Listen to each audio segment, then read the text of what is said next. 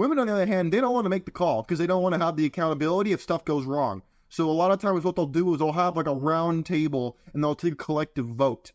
Yeah, that's not how things actually work. That is not how the dynamic is supposed to play out.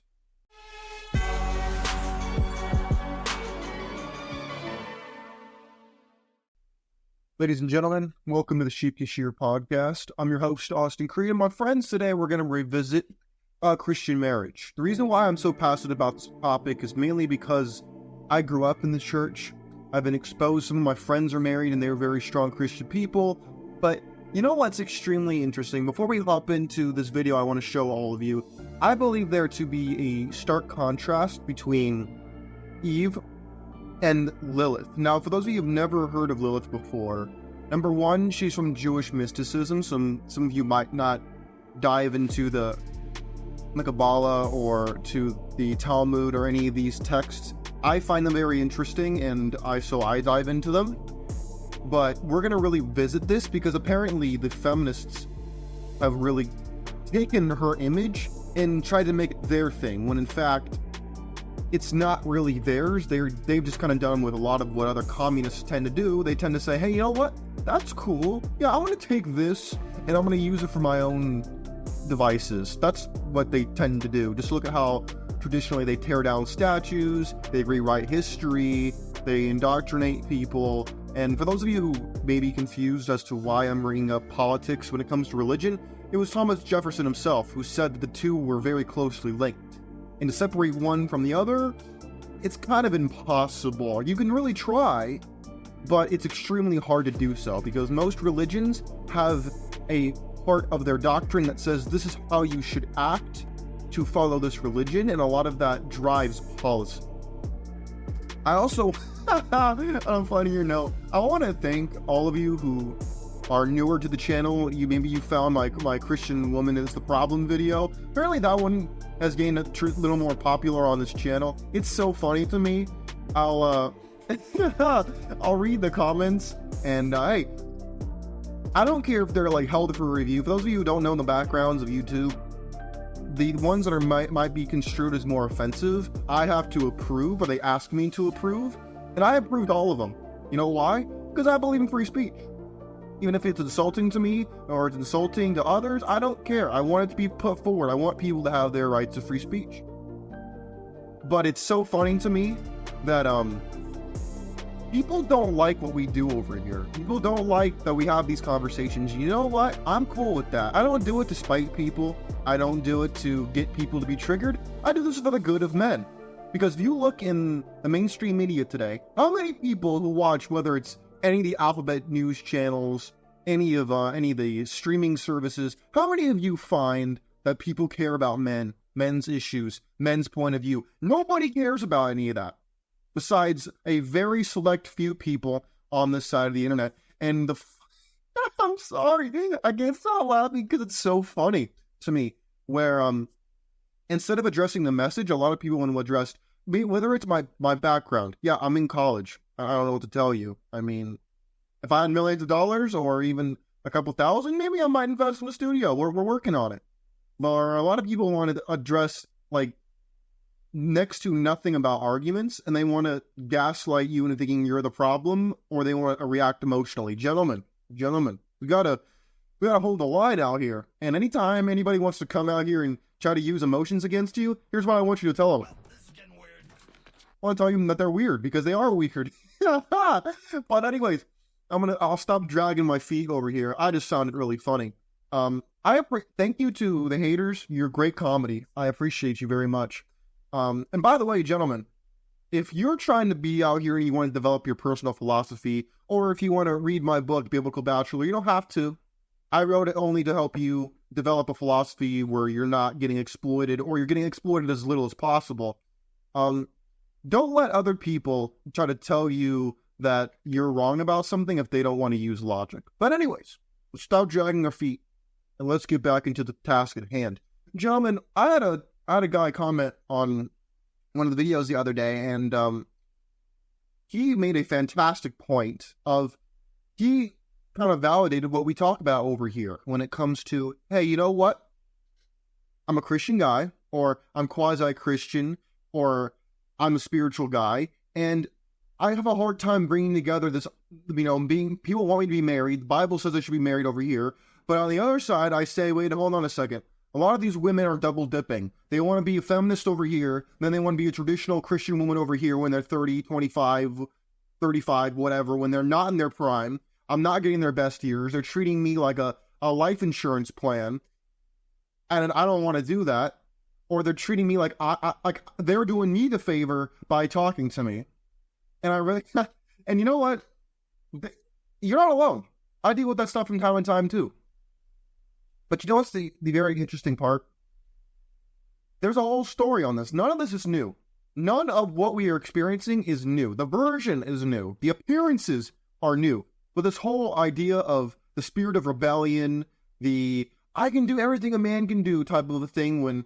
When's the last time, I want to ask y'all something. When was the last time you heard a guy, I don't care if he was old or young, middle-aged, don't matter. When was the last time you heard him be like, hey guys, I'm out here and I have my own apartment and I make my own money and I'm strong and independent and all this stuff?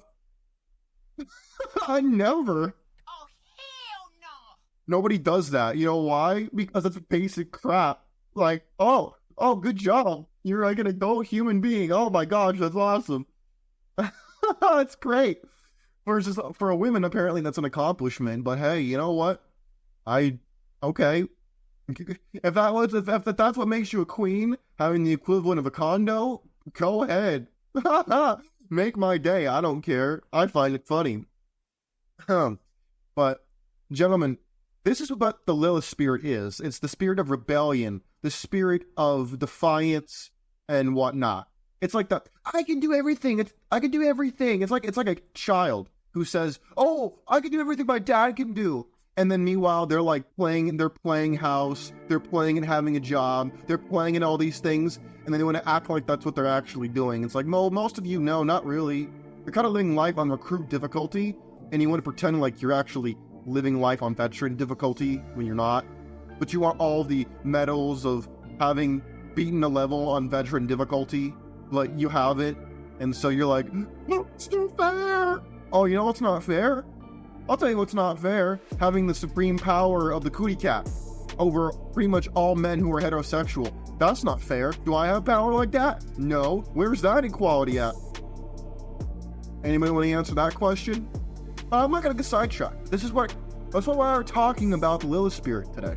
I'm not the first person to talk about Lilith, but I think I'm going to tie it into the reason why I say that Christian men should not be married today.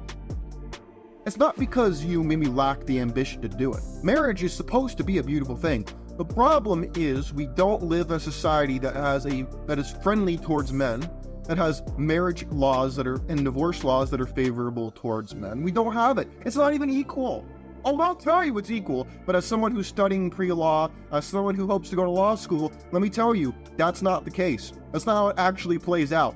Is it written that way? Technically speaking, yes. Is it applied that way? No. Absolutely not. I've seen the cases. I've read the cases. I've looked through the literature.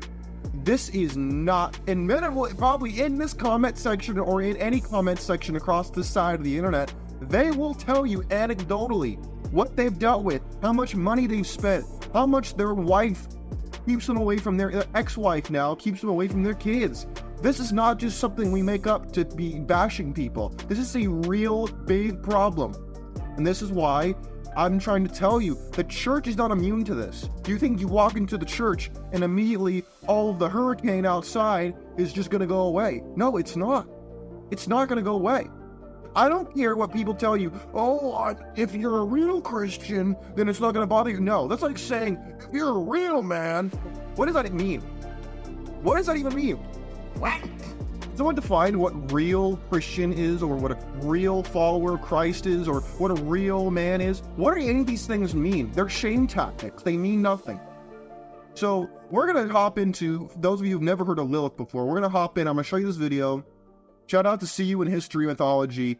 Again, I could go into the deep, I could go into the Kabbalah and read all that to you, but Most of you probably don't want me to read in Yiddish and all that kind of stuff, so what we're going to do is I'm going to make this very generic, so that's why we're going to watch this video. Feel free to leave your comments, by the way, and let me know what you think. Let me know your experiences. All those things are very relevant. You might help somebody who's in a fellow spot who's having a hard time. Let's watch this video. We all have heard of Adam and Eve, who, according to the Bible, were the first couple of human beings created by God. But an ancient Jewish myth contests that Eve was the first woman. This myth states that, before Eve, there was another woman, Lilith. Unlike Eve, who came from Adam's rib, Lilith emerged from clay along with Adam. You see, I want to stop it right here. Number one, for fair use purposes. And number two, because look, this is not something that's canon, quote unquote, in the Bible.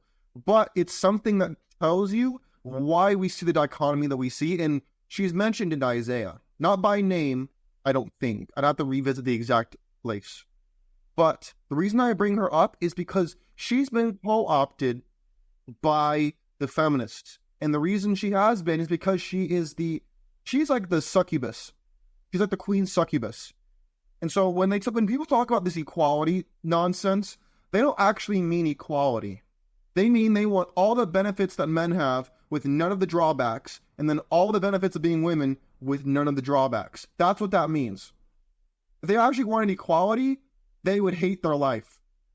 Because when men interact with most men, we kind of treat each other with like maybe some modicum of respect, but we don't do what girls do. Girls are very hive-minded. Guys are very individually minded for the most part.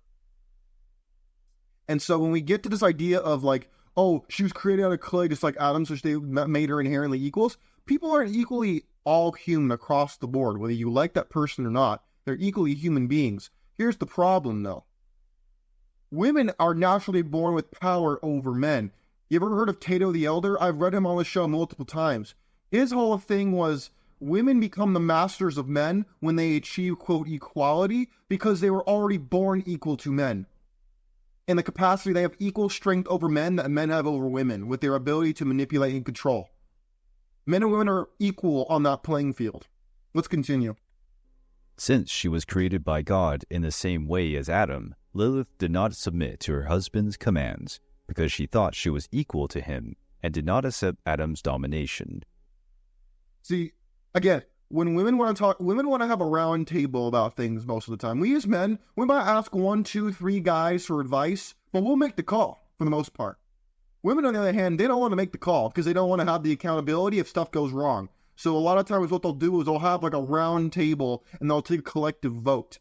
Yeah, that's not how things actually work. That is not how the dynamic is supposed to play out. There's always someone who's going to make the choices and the person who's going to submit to the choices made. That's how every dynamic works. I've told this story on the show before, but I'll summarize it again. I told my philosophy teacher last year that I believed every relationship was a power dynamic. He paused. He looked at me and he said, Austin, that is extremely depressing. And if you believe that, your life's going to be very sad. And I said, that doesn't change the fact that I'm right.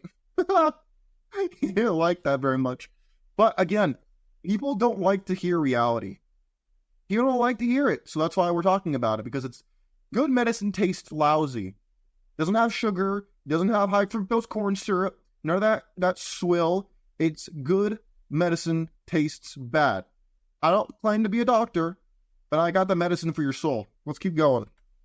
Lilith and Adam inhabited the Garden of Eden, but Lilith's rebellion put her in a situation where she was forced to choose between submitting to her husband or leaving the Garden of Eden.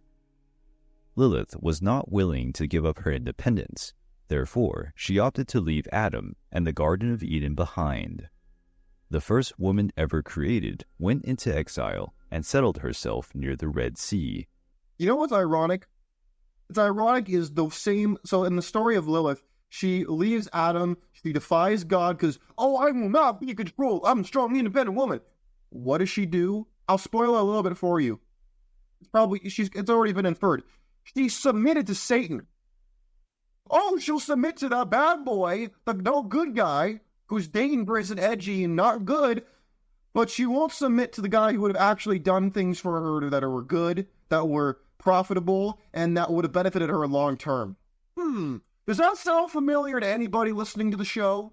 Does that sound familiar? You know, the girl would rather go out with the bad boy than go out with you. Sound familiar?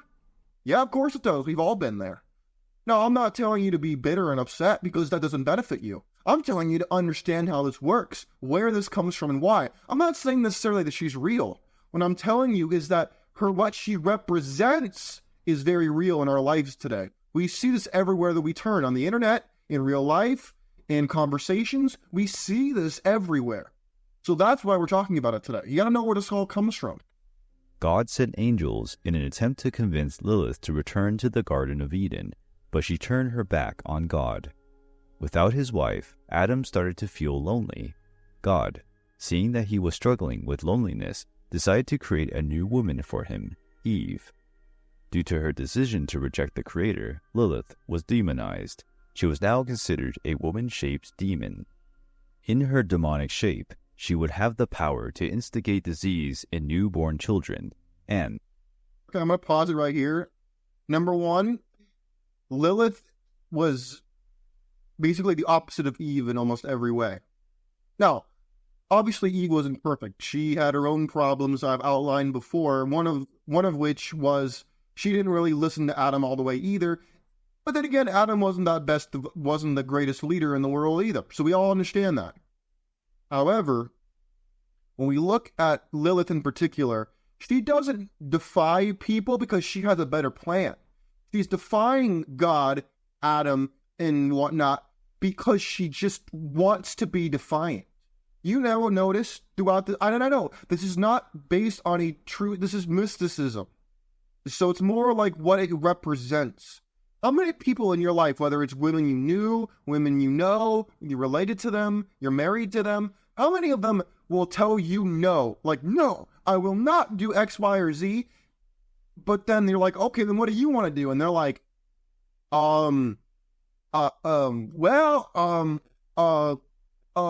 have no idea what the hell they want to do. They just know they don't want to listen to you. That sound familiar? Or they'll say, oh, I have a much better plan than you. And they'll go off and do it. And then they'll come back a little bit later.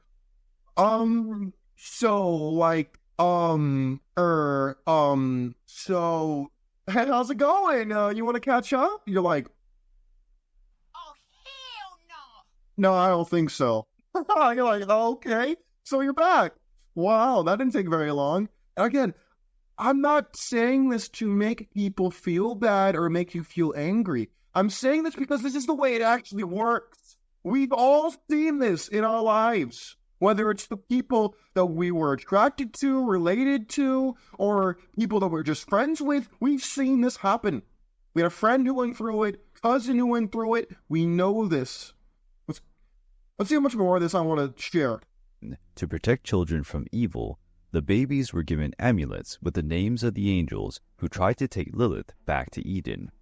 These stories affirm that Lilith was jealous of the happy life Adam and Eve led in. So, does that sound familiar to anybody? The woman who left you is now jealous of what you now have. Baby daddies, please, deadbeat dads, quote unquote. Please stand up. This is what you're used to right here. Paradise, and as an act of revenge, she assumed the shape of a serpent and tricked Eve, forcing her and Adam to taste the forbidden fruit. And then she sabotages. Does this sound familiar to anybody? Anybody? Does this sound familiar to anybody out there? Your girl breaks up with you or you break up with her. She's totally cool being on her own. Then she looks over at you and you're like, huh? What? He's happy? Without me? He's not miserable anymore? Oh, hell no. I gotta do something about that. How many of us have seen that in our lives? Sound familiar to anybody? Oh, man.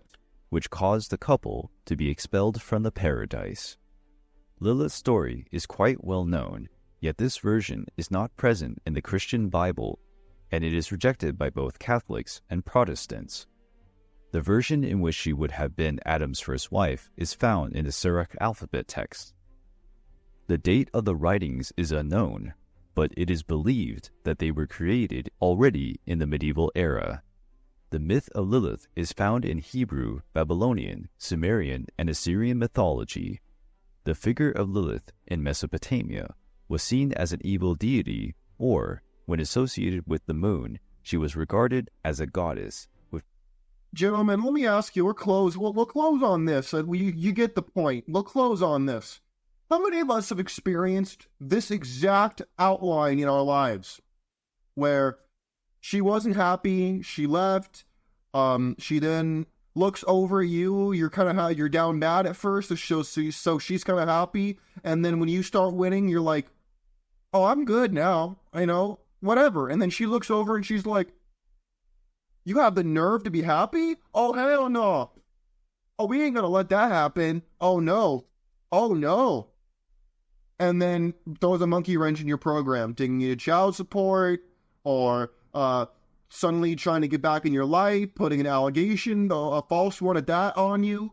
Oh, yeah. Oh, by the way, those happen, in case you didn't know. Statistically speaking, they're very high. Gentlemen, we see this a lot, whether it's in our personal lives, we know people, we've had to happen to us, we see it happen in the media, social media. This is something that we see. This outline has been played so many times over. Gentlemen, this is why I tell you, Christian marriages are not immune to this. Now, does this mean every single one is going to end like that? No, of course not. But it can. And at any point in time, that can happen to you. And so I think it's important that we know this so that then we can make an informed decision and not just make a rash decision or a horny decision. And so therefore, we can make the best long-term strategy, knowing the game, not being ignorant to it, and then complaining that we don't know how it's played and that we got, in turn, played by it. My friends, please feel free to share your stories. I know some people who have experienced this firsthand, and I've seen it. I know other people who are afraid of this happening to them. Please, if you've experienced this, or you know someone who has, or you also share in this worry that this can happen to you, and that's why you're on the fence, please, you're not alone. Feel free to share your story. My friends, take care of yourselves. I look forward to seeing you next time. I'm out. Peace.